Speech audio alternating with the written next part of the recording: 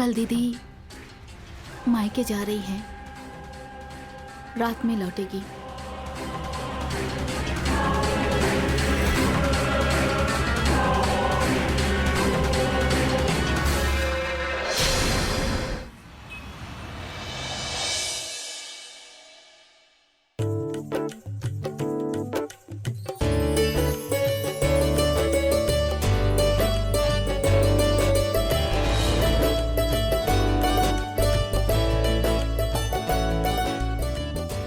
नाश्ते में क्या बन रहा है? ऑमलेट। ओह वाव, मेरा फेवरेट। नहा लिया तुमने? हाँ। तो बाल तो सुखा लेती। वैसे गीले बालों में तुम बहुत सुंदर लगती हो। क्या फायदा दीदी, जिसे हमारी खूबसूरती की तारीफ करनी चाहिए वो तो हमेशा लैपटॉप में घुसे रहते हैं। उन्हें ना हमारी कदर है ना फिक्र है। ऐसा नहीं है चित्रा, अनंत भी क्या करे, उसकी बेचारी की जॉब ही ऐसी है।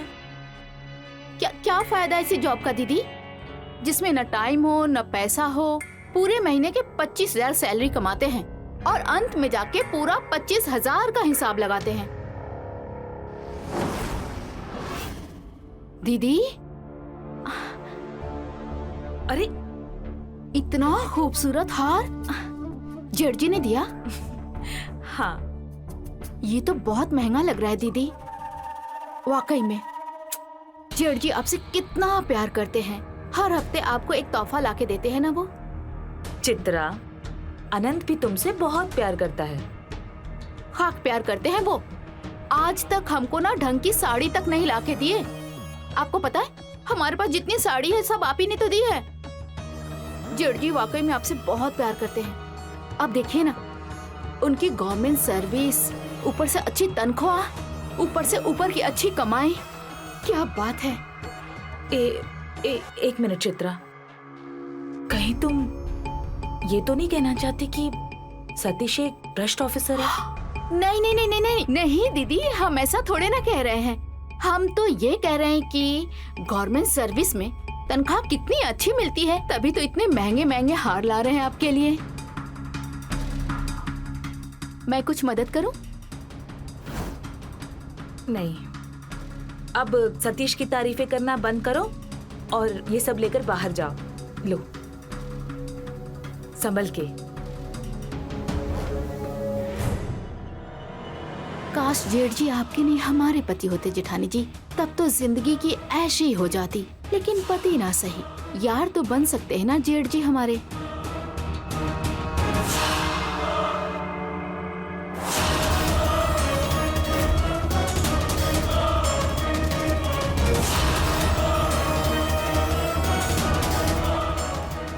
जेठ जी, आपके लिए जूस।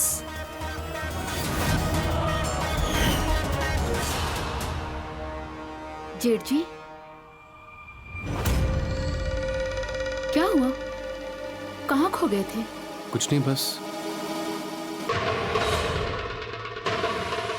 गीले बालों में बहुत खूबसूरत लग रही हो।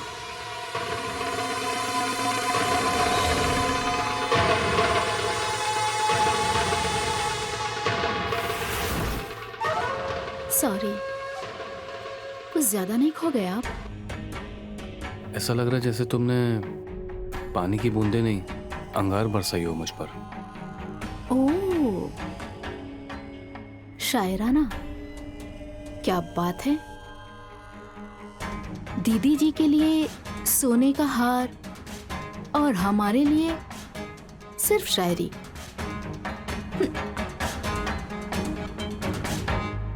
किसने कहा कि सिर्फ दीदी के लिए? ये तुम्हारे लिए। क्या ये सच में हमारे लिए? ये तो बहुत खूबसूरत है। सच ना? ये हमारे लिए है ना? अपनी दीदी को मत बताना। नहीं नहीं नहीं, भला हम क्यों बताएंगे? ये तो आपके और मेरे बीच में सीक्रेट रहेगा ना? वाकई में बहुत खूबसूरत है।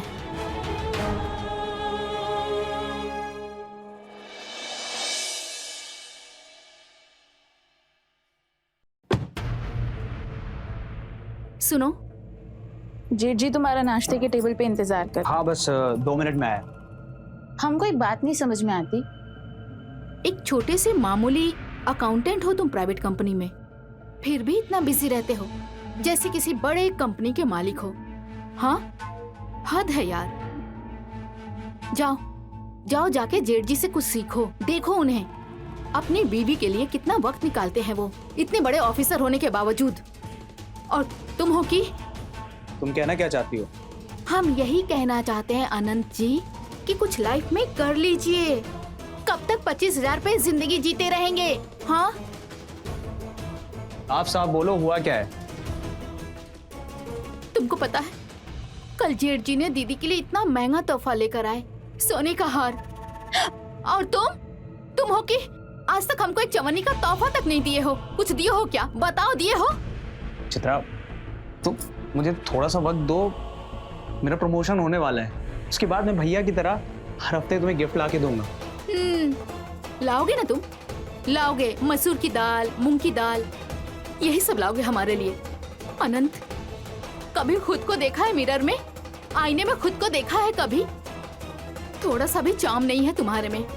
छे, किस्मत हमारी ही फूट गई है। हमें तो अब लगता है कि हमने तुमसे शादी करके ही गलती कर दी।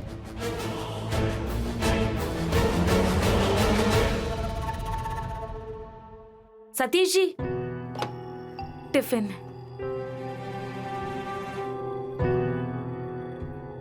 आज टिफिन खा के आना। कल की तरह पूरा टिफिन घर पे वापस नहीं आना चाहिए। अरे हाँ बाबा, एक बात कहूँ? हाँ, थोड़ा सीखो चित्रा से। वो कैसे हमेशा वेल ग्रूम्ड और सज सवर कर रहती है। खुद को देखो, हमेशा थकी आ रही। वो इसीलिए क्योंकि मैं घर का सारा काम करती हूँ और वो महारानी दिन भर सजने संवरने में बिजी रहती है। अरे तुम गुस्सा क्यों हो रही हो? मैं तो बस यूं ही कह रहा हूँ कि एक पति को अपनी पत्नी को सजता संवरता हुआ देख के अच्छा लगता है। अच्छा, चलता हूँ। गाड़ी थोड़ा तरीके से चलाना, आजकल बहुत रैश ड्राइविंग कर रहे हो। भैया मैं तो सही से ही चलाता हूँ। एक तो तुम किसी की सुनते नहीं हो। मैं तो सोच रहा हूँ ऑफिस से गाड़ी मंगवा लिया करो, कम से कम ड्राइवर बात तो सुनेगा मेरी।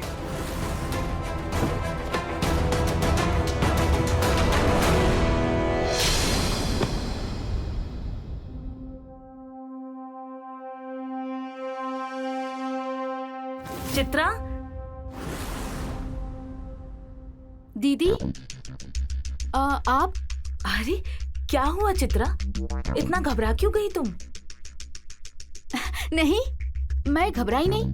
वो आप एकदम अचानक से आ गई ना, इसलिए। कुछ काम था? हाँ, ये देखो ना, ये शर्ट कैसी है? आज सतीश का बर्थडे है ना, तो मैंने सोचा कि गिफ्ट कर देती हूँ। कैसी है? सुंदर है ना? सच कहें दीदी तो बिल्कुल भी अच्छा नहीं है।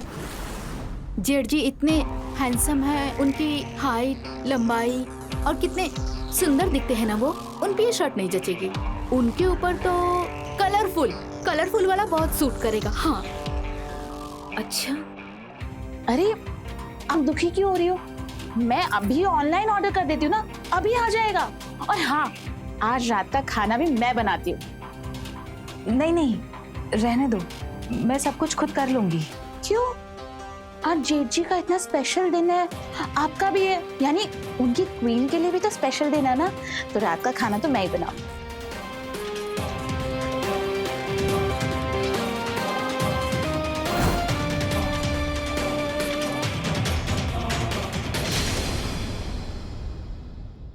क्या बात है, आज बर्थडे बॉय बहुत स्मार्ट लग रहे हैं। Thank you.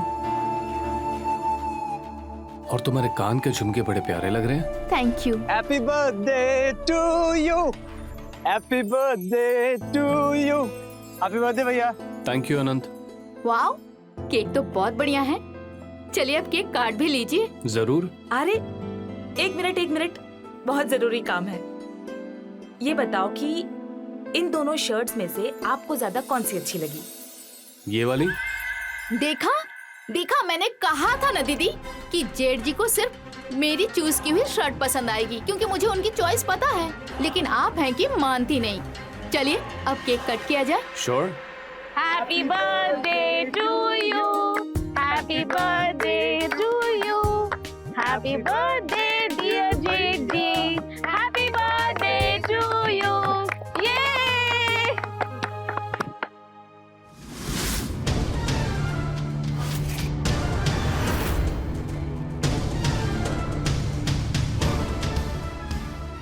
चित्रा, कुछ तो शर्म करो, जेठ जी है तुम्हारे।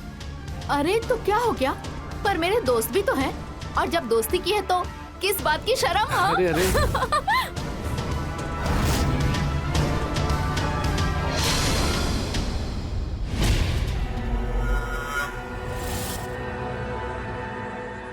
यहाँ आप? हाँ वो केक साफ करने आया था। मेरे वॉशरूम में पानी नहीं है और मुझे काफी इरिटेशन हो रही है, तो अच्छा आइए।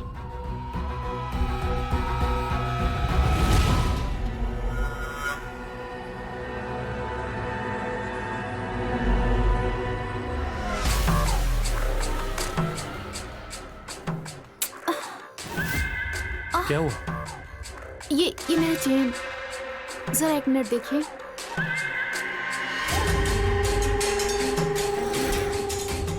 मेरा चेन भी आपके जितना मुझे सताता है।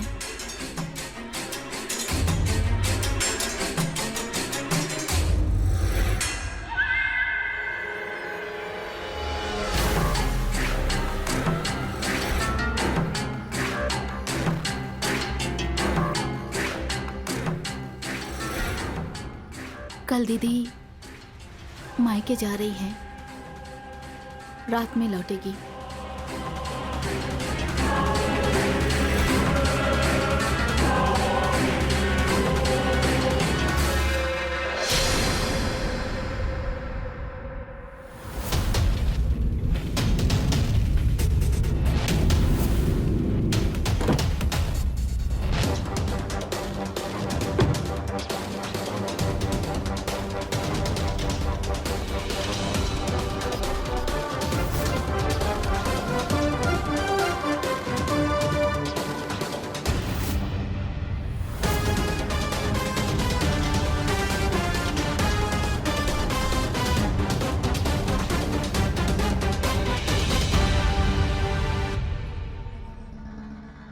क्या हुआ? तुम्हें मेरा आना अच्छा नहीं लगा? मैंने ऑफिस से छुट्टी तुम्हारे लिए ही ली है। कुछ नहीं, बस हमारी किस्मत पे हमको रोना आ रहा है। देखिए ना, दीदी कितनी खुशनसीब है ना कि उन्हें आप जैसा पति मिला जो उनसे बहुत प्यार करता है, उनकी बहुत कदर करता है। आप तो हर हफ्ते दीदी के लिए कुछ न कुछ लेकर आते हैं, उन्हें महंगे महंगे तोहफे देते हैं,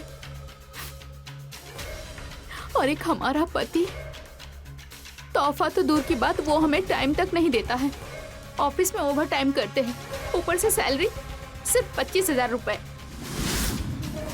वो कॉर्पोरेट में जॉब करता है, वहाँ ऐसे ही ओवर टाइम चलता है।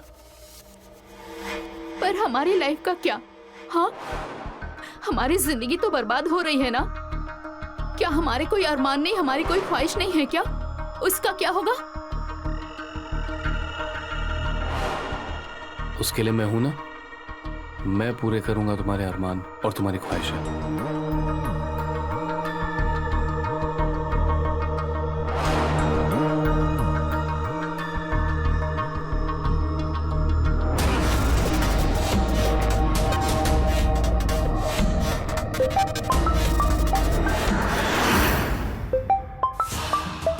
एक मिनट,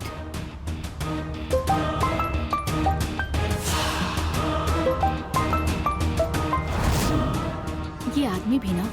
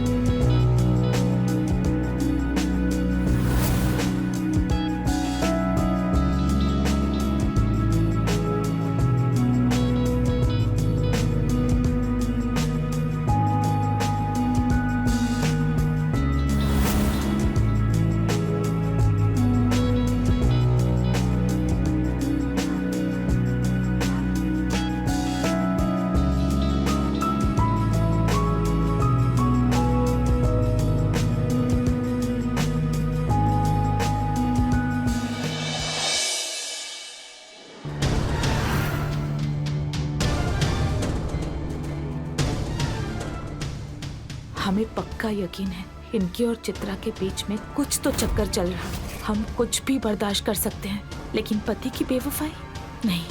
हमें कुछ करना ही होगा, क्योंकि हम अपनी जिंदगी में सौतन नहीं चाहते, बिल्कुल नहीं।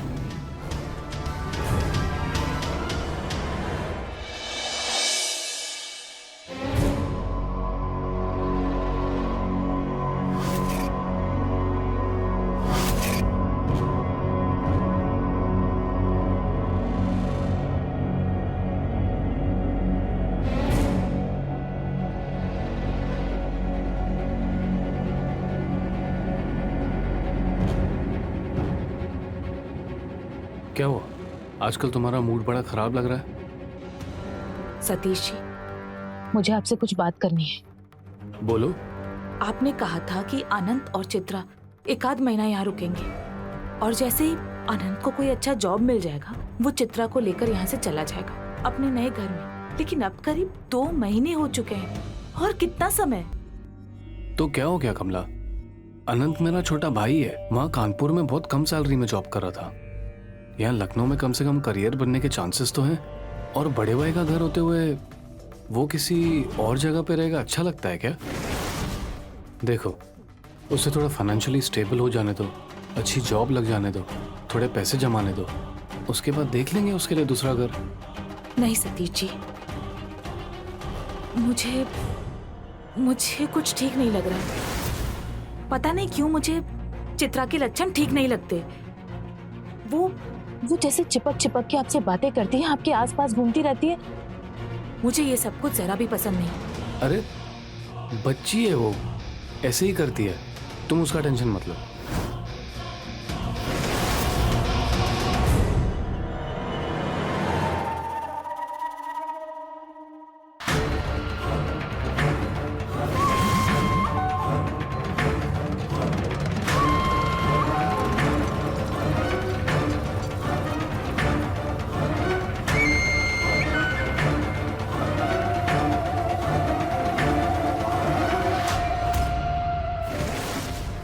I'm sorry.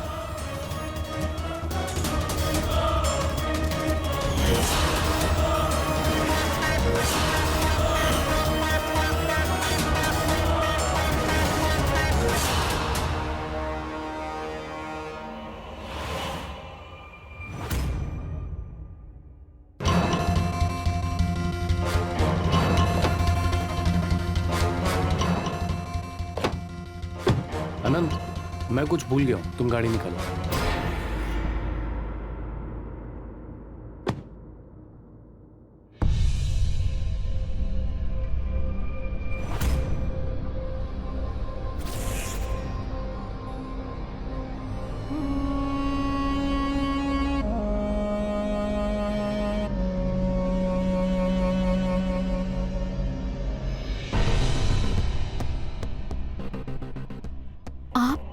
चित्रा,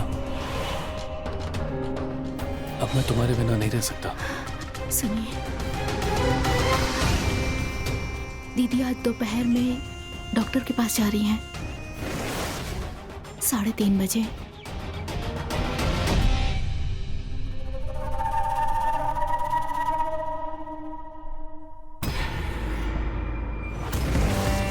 अरे आप अभी तक ऑफिस नहीं गए? अरे वो फोन भूल गया था। तुम आज डॉक्टर के पास जा रही हो? हाँ, वो 3:30 बजे का अपॉइंटमेंट है, लेकिन आने और जाने में शाम हो जाएगी। ठीक है, तो मुझे बता देना, वापसी में तुम्हें पिक कर लूंगा। कहीं कमला ने हमें देख तो नहीं लिया चित्रा के साथ चिपकते हुए? हमें और चौकन्ना रहना होगा। चलता हूँ। ठीक है,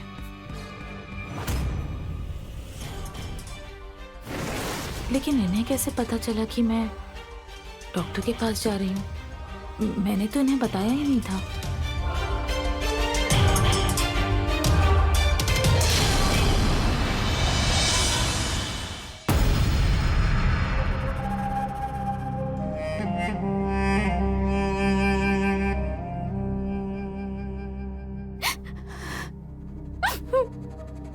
क्या हुआ चित्रा? सतीश, मैं आपके बगैर नहीं रह सकती अब। मैं सच कह रही हूँ सतीश, मैं सच्ची आपके बगैर नहीं रह सकती अब। मुझे ऐसा क्यों लग रहा है कि जैसे मैं दीदी का कुछ चुरा रही हूँ, जैसे मेरी जिंदगी से सब कुछ जाने वाला है। सतीश, बताइए ना अब मैं क्या करूँ? मुझे कुछ भी समझ में नहीं आ रहा है। सतीश, मुझे कुछ भी नहीं समझ में आ रहा है। प्लीज मुझे बताइए मैं क्या करूँ। चित्रा, मैं भी तुम्हारे बगैर नहीं रह सकता, और ये सोचकर कि वो आनंद तुम्हारे साथ है, मेरे रगों में कीड़े तोड़ते हैं। पर सतीश, आखिर कब तक? मुझसे नहीं हो पाएगा। कब तक हम यूं ही ऐसे चुपके चोरी चोरी मिलते रहेंगे सतीश? हाँ, और वैसे भी सब कुछ तो दीदी का है ना? हाँ, अगर आपने मुझे छोड़ दिया तो हाँ, सब कुछ तो दीदी का है।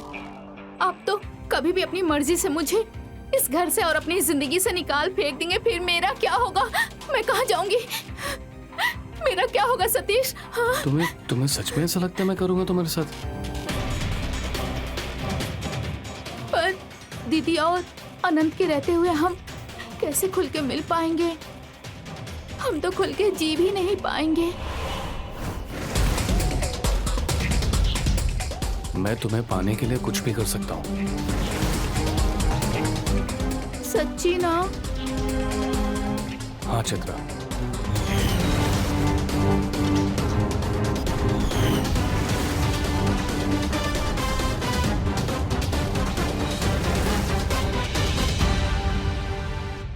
जुर्म करने वाले से ज्यादा जुर्म सहने वालों को खबरदार रहना चाहिए, क्योंकि जुर्म सिर्फ तब होता है जब हम उसे होने देते हैं। कुछ ऐसा ही हुआ आज के जुर्म की कहानी में। ऐसे अपनों पर होने वाले जुर्म को हमें रोकना ही होगा, चाहे जो हो जाए। ये इंसानी फितरत है कि दूसरों की थाली में हमेशा पकवान ज्यादा ही दिखते हैं, और जब कोई इंसान दूसरों की थाली को हड़पने की कोशिश करता है तो एक जुर्म की शक्ल ले लेता है। नमस्कार, मैं हूं रवि किशन। क्राइम फाइल्स के एक और जुर्म की कहानी लेकर फिर आपके सामने हाजिर हूं। एक औरत की महत्वाकांक्षा की वजह से उसने एक शादी को बर्बाद करना शुरू कर दिया, वो भी अपनी ही बहन जैसी जेठानी की शादी। उसके पति पर डोरे डालकर अपनी ही जेठ के साथ चक्कर चलाकर सगी सौतन बनने चल पड़ी। क्या होता है जब रिश्ते तार तार हो जाते हैं? आइए देखते हैं इस सगी सौतन के जुर्म की दास्तान कौन सा भयानक मोड़ लेती है। आई मुझे कुछ मॉर्निंग भैया। भैया आप लोगों का बढ़िया, हर तीसरे दिन कोई ना कोई हॉलीडे, और यहाँ हम कॉर्पोरेट वाले हैं, छुट्टी तो हमारे लिए जैसे एक सपना है। सरकारी नौकरी पाने के लिए कितनी जुत्तियां घसनी पड़ती है पता है?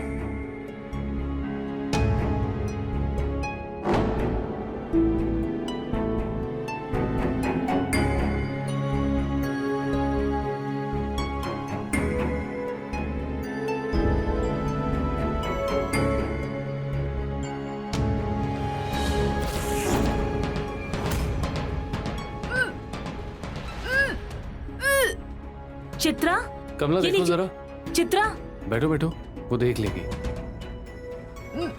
चित्रा,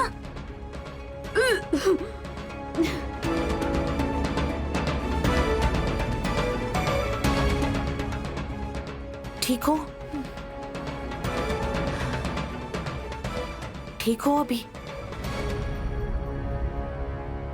अचानक से क्या हुआ? कुछ गलत खा लिया था क्या? नहीं भाभी, पता नहीं, एकदम ऐसे मन अजीब सा लग रहा था थोड़ा सा। खाया तो घर का ही खाना था फिर। आप ठीक लग रहे हैं?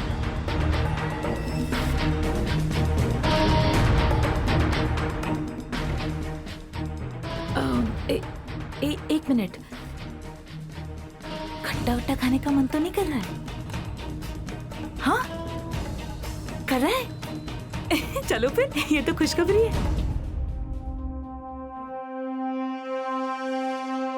खुशखबरी है, मैं ताई बनने वाली हूँ।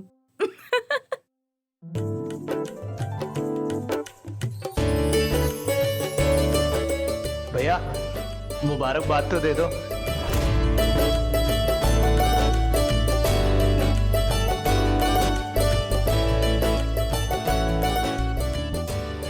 अनंत, तुम मुझे मंदिर छोड़ दो। नहीं, रहने दो। तुम लेट हो जाओगे, मैं खुद ही ऑटो लेकर चली जाती हूँ। भगवान से मुझे इस खुशखबरी के लिए शुक्रिया अदा कहना है।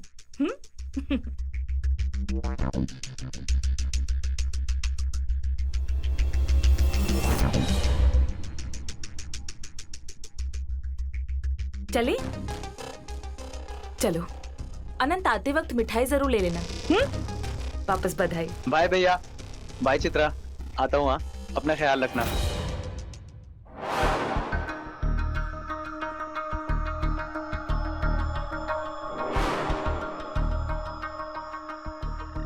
आप क्यों दुखी हो रहे हैं? क्या सुनना चाहती हो? अरे, ये तो खुशखबरी है ना कि हम माँ बनने वाले हैं। होगी तुम्हारे लिए। और अगर हम ये कहें कि ये बच्चा आपका है तो?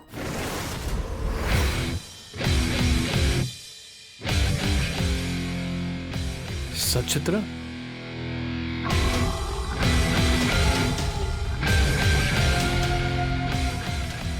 अरे अब तो मुस्कुराओ।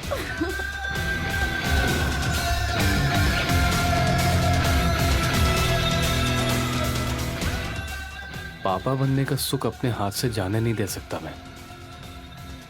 इसीलिए मुझे कमला और अनंत को रास्ते से हटाना पड़ेगा, ताकि मैं और चित्रा हंसी खुशी रह सके अपने बच्चे के साथ उम्र भर। और अनंत की मौत तो आज ही रात करवा के रहूंगा मैं।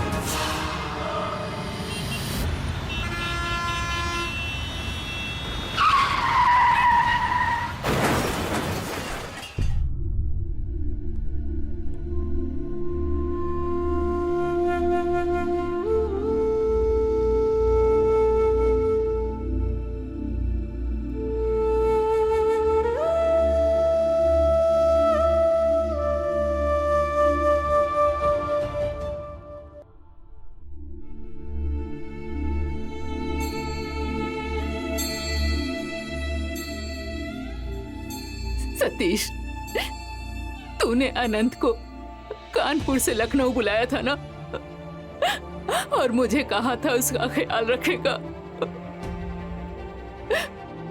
फिर ये कैसे हो गया बेटा? कैसे हो गया उसका एक्सीडेंट? माँ, मैं उसे हमेशा कहता था कि गाड़ी धीरे चला, पर वो था कि मेरी कभी सुनता ही नहीं था। कितना खुश था अनंत, कितना खुश था ये जानकर कि वो बाप बनने वाला है। अभी 6 महीने भी नहीं हुए थे इनकी शादी को, और ये बेचारी चित्रा विधवा हो गई। अब इसका ध्यान कौन रखेगा?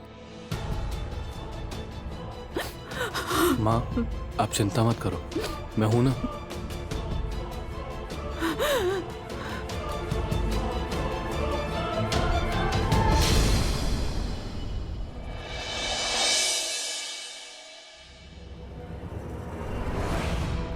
कहाँ रख दिया उसने?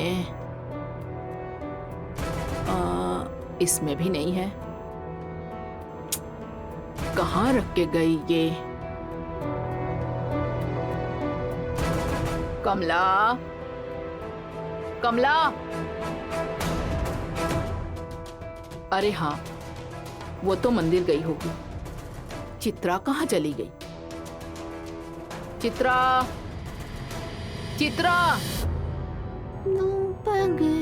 चित्रा, चित्रा, कहाँ चली गई ये?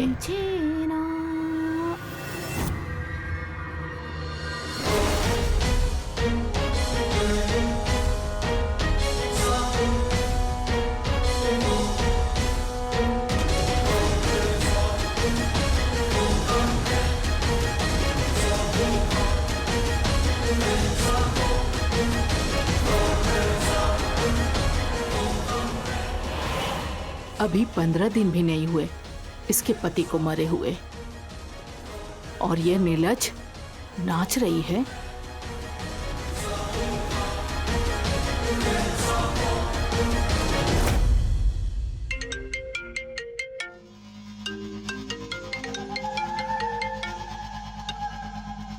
हेलो। मैं ऑफिस से घर आ रहा हूँ। अच्छा, बड़ा जल्दी घर आ रहे हो, पर इतना जल्दी घर आके करोगे क्या? क्योंकि पहले तो हमारी जेठानी जी हड्डी बनी थी और अब तुम्हारी मम्मी जी कबाब में हड्डी बन के बैठी हैं। मम्मी की चिंता छोड़ो, बड़ी तलब लग रही है तुमसे चिपकने की। ओह, तो एक काम क्यों नहीं करते, अपनी मम्मी जी को फिर से कानपुर भेज दो। अरे आज रात के मजे लेने दो, कल निपटारा करता हूँ अपनी माँ का। ठीक है, मैं आपका वेट कर रही हूँ। जरा प्लीज जल्दी आ जाना। Okay, bye.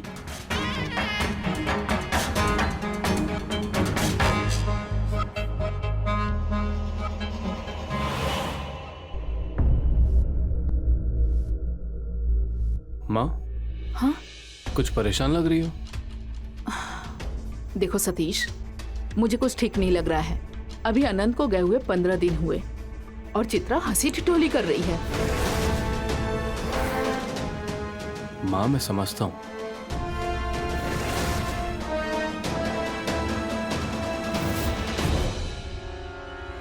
माँ जी, आप जेठ जी से हमारी शिकायत कर रही हैं? नहीं चित्रा, ऐसा कुछ नहीं है, माँ ने कुछ नहीं कहा। अच्छा, हमने सुना, हमने अपने कानों से सुना। माँ जी, आपको हमारा रंग ढंग, हमारा चाल चलन बिल्कुल नहीं पसंद। क्यों, क्या दिक्कत है माँ जी? हम थोड़ा सा हंस खेल रहे हैं, बोल रहे हैं, सबसे बातें कर रहे हैं, इस बात से तकलीफ है आपको? नहीं नहीं, आप बताइए हम क्या करें माँ जी, हम क्या करें? दिन रात सिर्फ रोते रहे, जाके मोहल्ले में पीते ये गाना गाते रहे कि हमारा पति मर गया, पति मर गया, ये कहते रहे हम।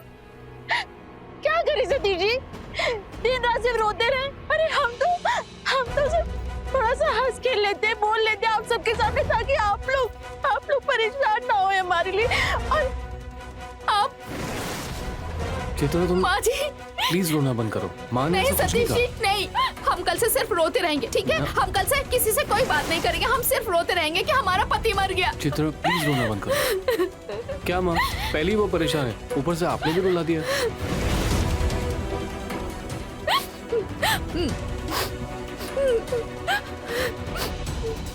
हमें माँ को कल के कल ही महीने के घर के खर्चे के पैसे ना भेजने की धमकी देकर यहाँ से कानपुर भेजना पड़ेगा, क्योंकि मैं नहीं चाहता कि मेरे और चित्रा की मोहब्बत के बीच में कोई आए।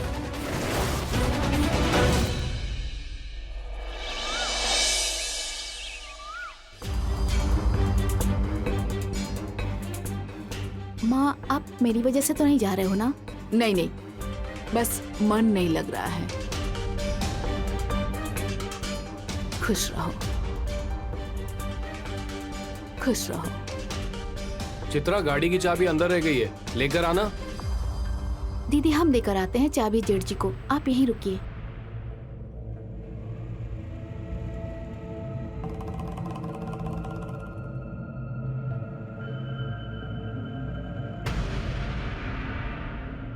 सुनो, मैं तुम्हारी सास हूं,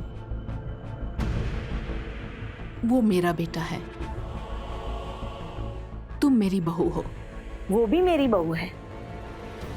लेकिन एक औरत होने के नाते मैं तुम्हें बता दूं, कब कौन सी सगी औरत सौतन बन जाए पता नहीं चलता। इसलिए अपने घर को संभाल ले, दरारें पड़ने से पहले।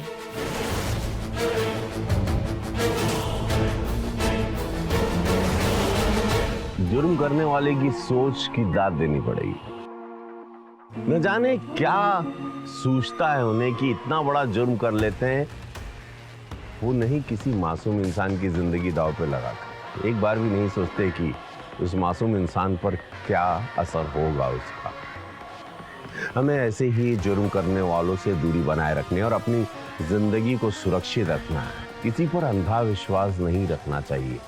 देखा आपने कैसे सतीश और चित्रा हवस की गहरी खाई में गिरते चले गए, संभल ही नहीं पाए। सतीश को चित्रा की आदत होने लगी और वो रोज कोई ना कोई बहाना बनाकर अपनी पत्नी कमला को कुछ घंटों के लिए घर से बाहर रखने लगा और इन्हीं कुछ घंटों में वो चित्रा को मिलता। ये सिलसिला हफ्तों चला।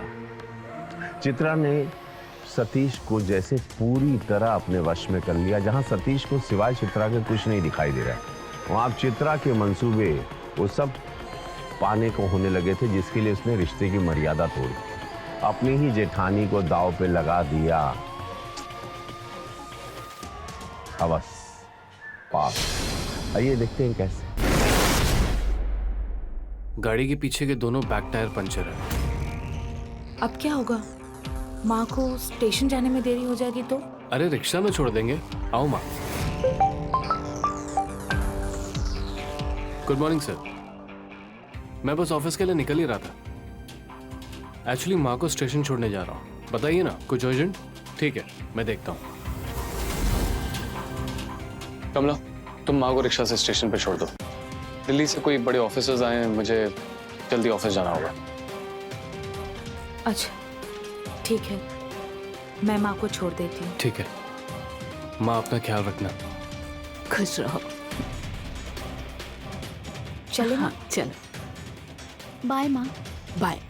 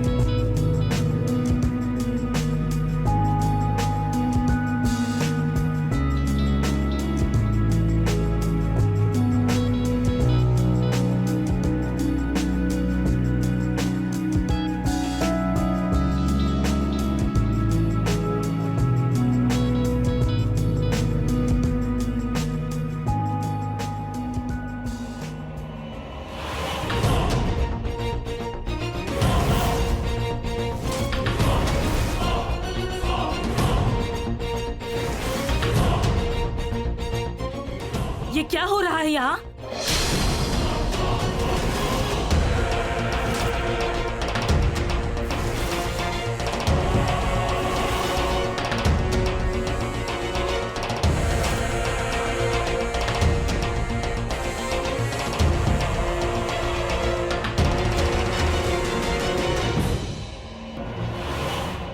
भाभी भाभी चित्रा,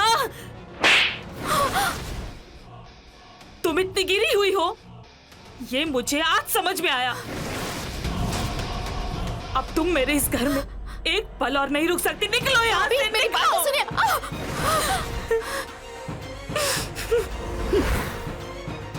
घर से मैं नहीं, तुम जाओगी। हाँ कमला, मैं चित्रा से प्यार करता हूँ और उसके बगैर नहीं रह सकता हूँ। ये आप क्या कह रहे हैं? आपको समझ में आ रही है कोई बात? हाँ, मैं जानता हूँ मैं क्या कह रहा हूँ। मैं उससे प्यार करता हूँ। मुझे चित्रा की आदत हो गई है, वो हर दम मेरे सर पर नशे की तरह सवार रहती है। इसे पाने के लिए मैंने अपने भाई को तक। भाई भाई भाई को क्या? भाई को क्या? क्या क्या भाई को? हाँ, मैंने पूछा भाई को क्या? मैं बताती हूँ। हमने आनंद जी की कार की ब्रेक की वायर काट दी ताकि उनका एक्सीडेंट हो जाए और हमें छुटकारा मिल जाए ताकि हम दोनों पूरी जिंदगी साथ गुजार सकें।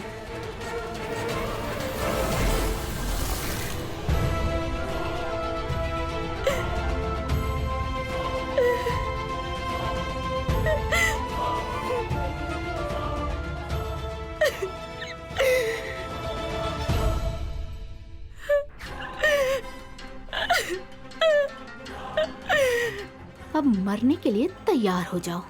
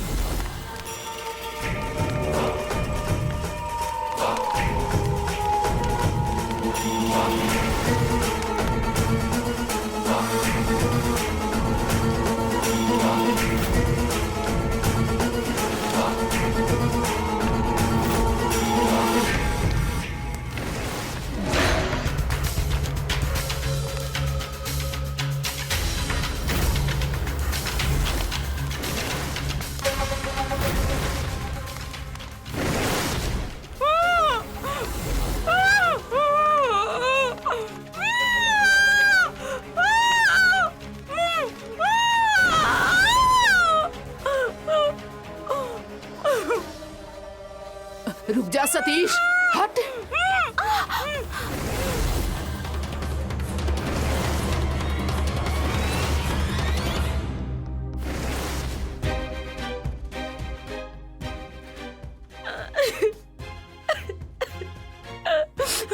माँ जी, इन दोनों ने मिलकर अनंत को भी मार डाला।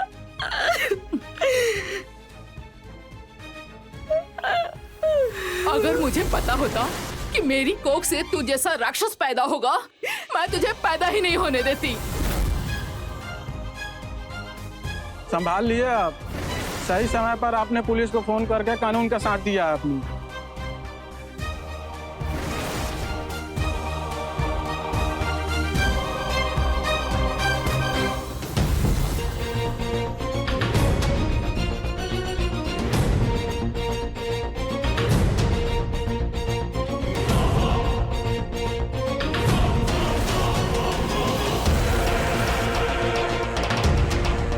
साहब, कोई गलती मत करना वरना शूट कर दूंगा।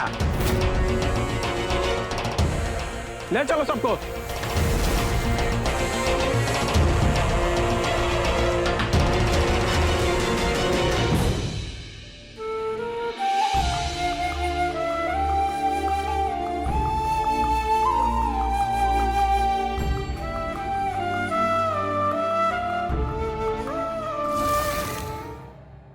कहते हैं ना कि जुर्म की कोई जाति नहीं होती, वो कभी भी किसी भी मोड़ पर हो सकता है। कुछ ऐसा ही हुआ आज की इस कहानी में, जहां पैसे और शारीरिक भूख के कारण इतना बड़ा जुर्म हो गया। सतीश ने अपनी हवस के कारण अपने छोटे भाई की हत्या कर दी। अगर समय रहते सतीश ने अपनी विकृति पर काबू पा लिया होता तो शायद वो जुर्म करने से बच जाता। चित्रा एक अच्छा जीवन जी सकती थी अगर वो अपनी महत्वाकांक्षाओं की गुलाम बनकर ना रह जाती और अपनी शादीशुदा जिंदगी को समझने की कोशिश करती, बस सिर्फ इसीलिए क्योंकि उसका पति उसका जेठ जैसा हैंडसम या अच्छा नहीं दिखता था। उसने इतना बड़ा जुर्म कर दिया। याद रखिए, हमारा समाज कुछ मर्यादाओं के धागों से बंधा हुआ है, ये भारत, और जब तक हम इन धागों का सम्मान करते हैं हमारा जीवन सुखमय रहता है। और इसी बातों को आपके पास छोड़कर अब लेता हूं आपसे अलविदा। फिर मिलूंगा क्राइम फाइल्स के अगले एपिसोड में क्राइम की नई कहानी लेकर। तब तक रहें खबरदार, बने होशियार, देखते रहें मेरे साथ क्राइम फाइल्स। जय हिंद, भारत माता की जय।